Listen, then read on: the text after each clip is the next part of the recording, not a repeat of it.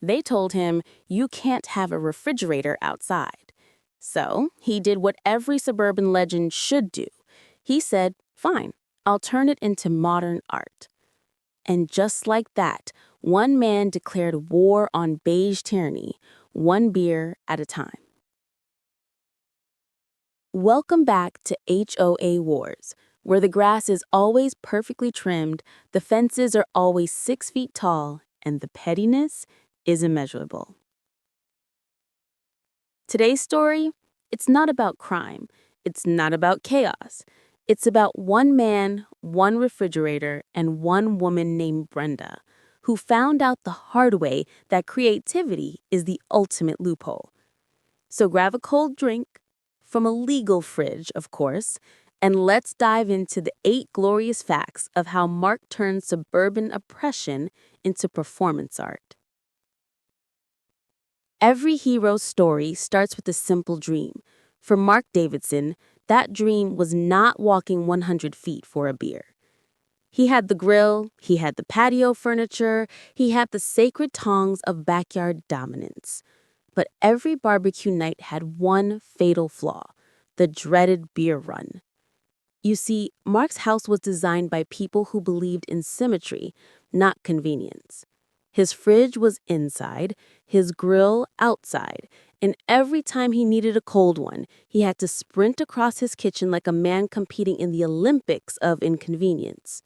Sweat on the floor, barbecue sauce on the doorknob, and the haunting sound of sizzling burgers dying unattended, all because he wanted a drink.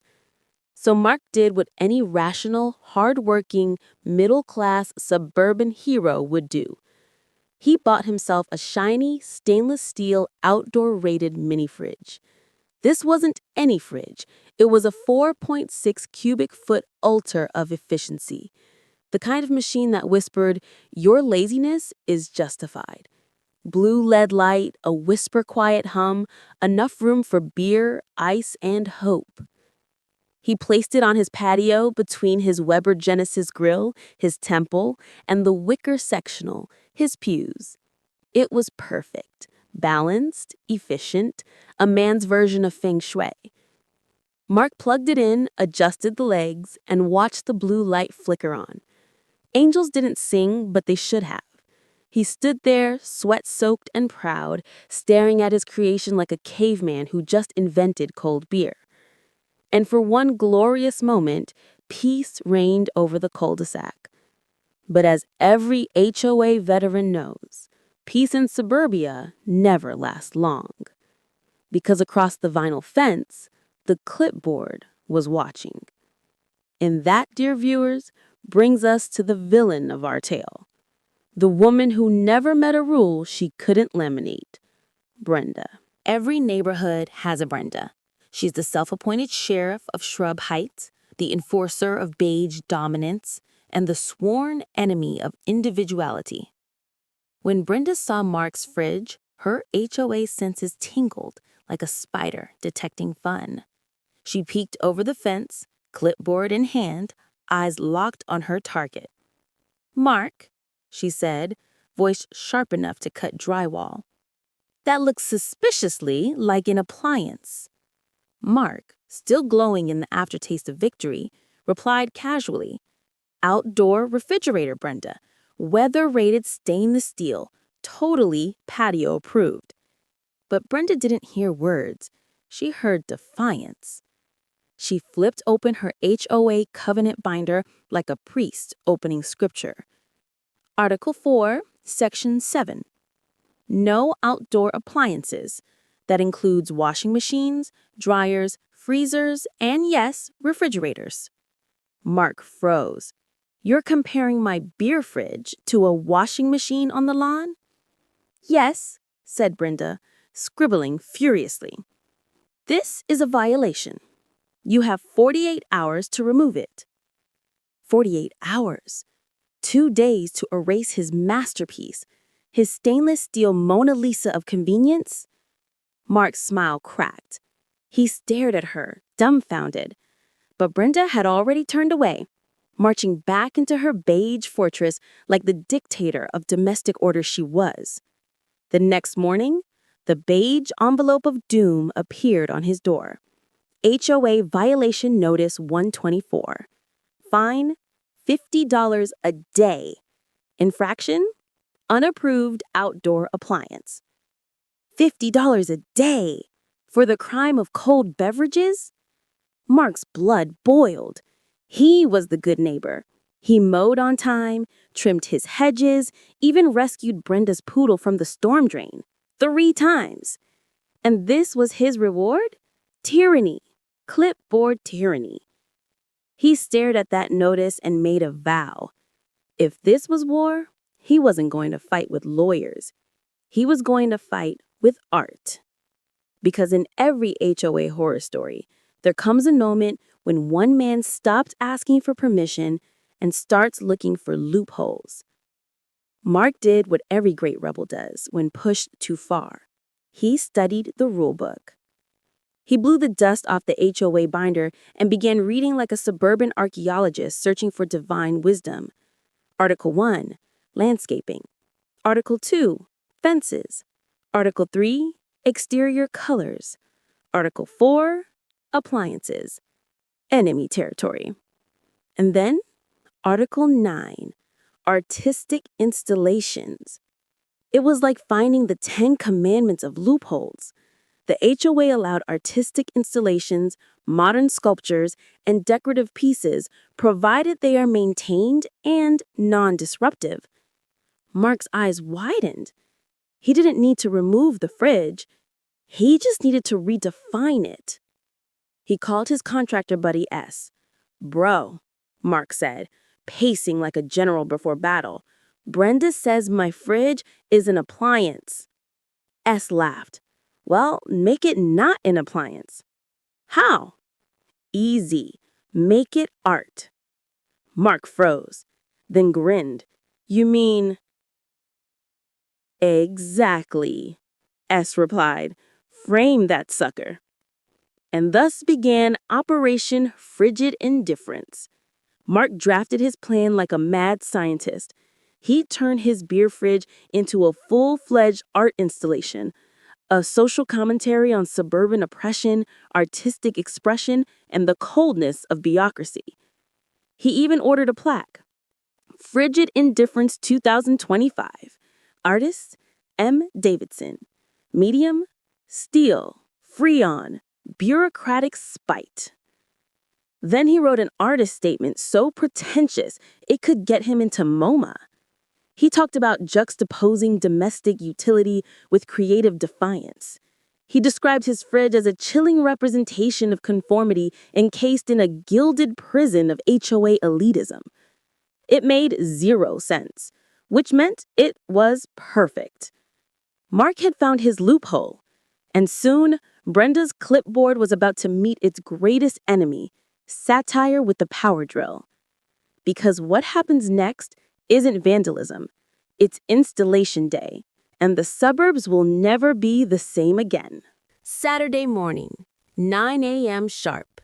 Diesel engine rumbling down the street. S's truck had arrived. Neighbors peeked through blinds like it was the Super Bowl of passive aggression. Out stepped S and his crew, carrying the golden monstrosity, a 7-foot frame, carved, ornate, ridiculous, the kind of thing that looked stolen from a dictator's bathroom. Mark gasped. It was hideous. It was glorious.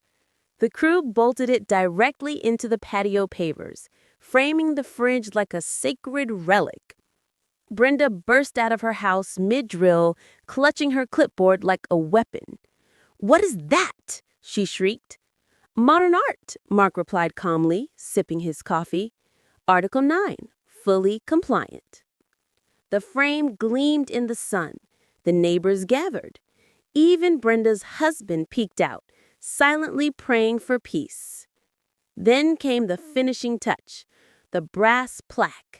Frigid Indifference, a commentary on the cold bureaucracy of suburban conformity. Mark stepped back, hands on hips. The masterpiece was complete. Brenda stood frozen, face twitching between confusion and nuclear fury. "That's not art," she barked. Mark smiled. "Art is subjective, Brenda." And as he cracked open a beer from his now immortalized fridge, the sound of the tab popping was the sound of victory. But Brenda wasn't done. And her next move? 911. Because in the HOA world, no crime is too petty to escalate. If revenge is best served cold, Mark's came straight from the fridge. It started with one Facebook post. His neighbor Tom snapped a photo that could have won a Pulitzer in the category of petty defiance. The golden frame gleaming in the sun, Mark mid-sip, the cops retreating in the background, and Brenda frozen in disbelief. Caption: "My neighbor Mark was told his patio fridge broke HOA rules, so he framed it and called it modern art. The cops came, they left. God bless America." Within hours, likes multiplied faster than Brenda's blood pressure. Shares skyrocketed. Comments flooded in from strangers who'd never met Mark, but felt spiritually connected to his cause.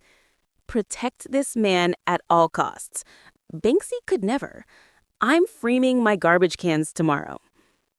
By sundown, the cul-de-sac had tourists. Cars slowed to take photos. Teenagers yelled, "Frigid Indifference forever," before paling away like victorious revolutionaries.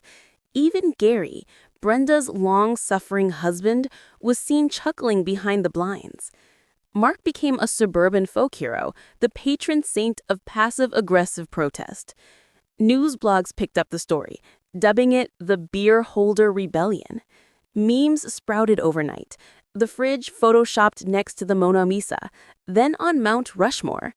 Mark watched it all from his patio throne, sipping cold justice, his phone buzzing like a hive of digital applause. The fines kept arriving, beige envelopes stacked like trophies. Each one symbolized another day of freedom well spent. But behind her curtains, Brenda plotted. She couldn't stand it. The laughter, the spotlight, the idea that her perfect beige neighborhood had become a meme. While Mark's fame grew, Brenda drafted her counterattack. Because if there's one thing HOA presidents hate more than rule breakers, it's being ignored. And when embarrassment fails, bureaucrats don't apologize. They escalate. Brace yourself. The next HOA meeting wasn't a meeting. It was a trial. Tuesday night, the community clubhouse smelled like burnt coffee and vengeance. Folding chairs packed the room. Neighbors, reporters, even asked the contractor, all waiting for the suburban showdown of the century. At the front sat Brenda, flanked by two nervous board members and a lawyer whose polyester suit shimmered with unearned confidence. Mark stood alone at a folding table, calm, collected, holding nothing but a manila folder and an aura of mischief. Brenda banged the gavel. "Order! We are here to discuss the unapproved structure at 124 Willow Creek Drive." The lawyer rose. "Ladies and gentlemen, this is simple. Mr. Davidson installed a refrigerator, an appliance, outdoors. Then, in open defiance, he framed it and called it modern art." Murmurs rippled through the crowd. Tom whispered, "Mockery? Buddy, it's a masterpiece." The lawyer continued, voice oily. "Calling something art doesn't make it art. A toilet is still a toilet, no matter what you name it."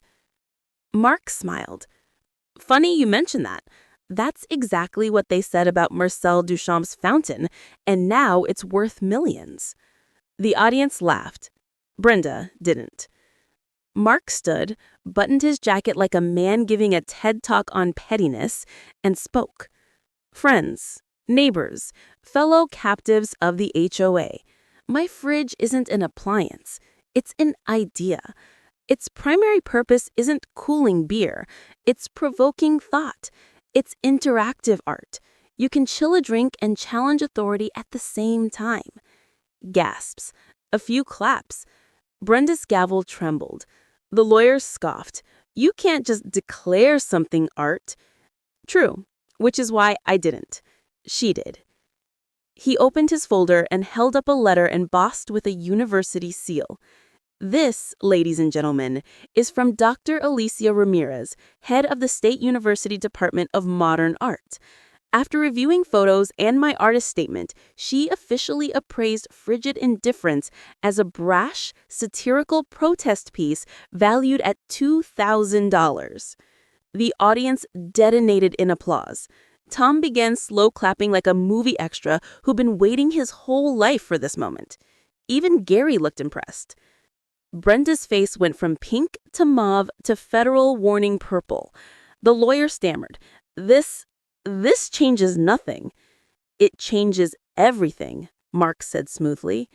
You threatens to fine me $750 for an appliance, but I'm standing here with a certified $2,000 artwork. You're not enforcing order, you're censoring art. Silence. Then laughter. The lawyer turned to Brenda. We, might want to reconsider? Reconsider? Brenda hissed. The board huddled, whispering furiously. Finally, the lawyer cleared his throat. After further review, the board will suspend all fines. The installation may remain as a temporary sculpture. Temporary? Tom shouted. Make it permanent. Hands shot up. The room roared approval. Brenda's final, meeting adjourned, echoed like a surrender. Mark walked out a legend. The crowd followed, phones flashing, neighbors chanting, art, art, art, like revolutionaries in flip-flops. But legends don't retire quietly. They commemorate. And Mark's next move would turn Frigid Indifference from protest into permanence. That night, the cul-de-sac was silent except for the soft hum of victory.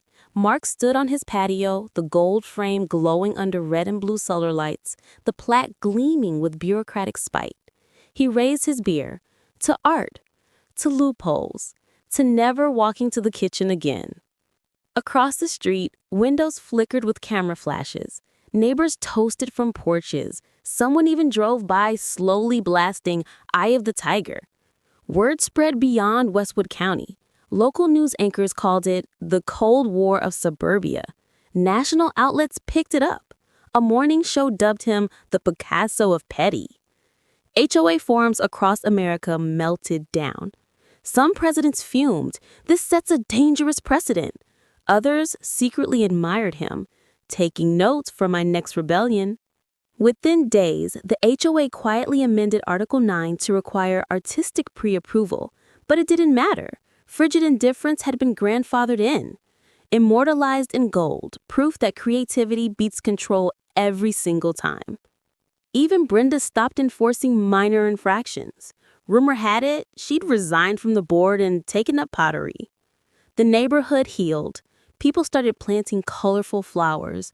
A rogue garden gnome even appeared on Tom's lawn, wearing sunglasses and holding a mini beer can. Mark's mailbox overflowed with fan mail and stickers reading, "Make appliances art again." He donated every cent of his crowd-funded fine fund to the local art department that had defended him. They, in turn, invited him to give a guest lecture titled Satire, Suburbia, and the Refrigerator Revolution. When he stepped onto that stage, he began with the same line that started it all.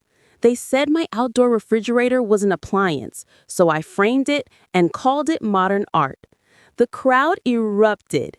Later that night, back on his patio, he watched the lights bounce off the frame, the hum of the compressor blending with the chorus of crickets. He cracked open one last beer, lifted it toward Brenda's darkened windows, and whispered, "They say art is subjective, but victory tastes objective and cold." He took a long sip. The camera could fade out right there, Mark silhouetted against his glowing golden monument to defiance. But before we wrap, let's talk about you. Because somewhere out there, another HOA president is polishing a clipboard, and another Mark is plotting revenge. So what have we learned from the saga of Frigid Indifference? 1. HOAs hate creativity. 2. A well-worded loophole is stronger than any fine. And 3. Sometimes the only way to win an HOA war is to hang your defiance in a gold frame and plug it in. Mark didn't just keep his beer cold, he kept his spirit warm. His story reminds every overregulated neighbor that you don't have to scream to fight tyranny. You can outwit it, outlaugh it, and outshine it under solar lights. So the next time your HOA tells you what color mulch is approved, remember Mark Davidson, the suburban Van Gogh of vengeance. Ask yourself, is it a violation or is it performance art? If you enjoyed this tale of rebellion, hit like to show solidarity with every homeowner hiding a forbidden dream behind their fence. Subscribe to HOA Wars for more true stories of petty power and creative resistance. And drop a comment below.